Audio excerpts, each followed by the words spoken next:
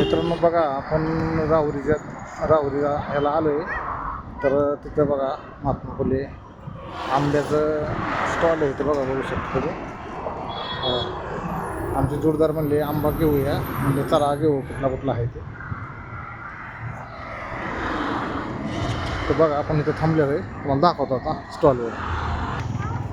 Direct बागेतच आलो आहे, बागेतच आहे स्टॉल बघू शकता.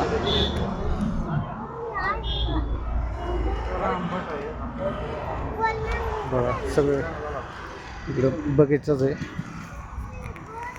आणि घ्यायच्यात आंबे. आता कोणी काय घेतो कोणी काय घेतो, भरपूर प्रकार आहेत त्यात. धन्यवाद.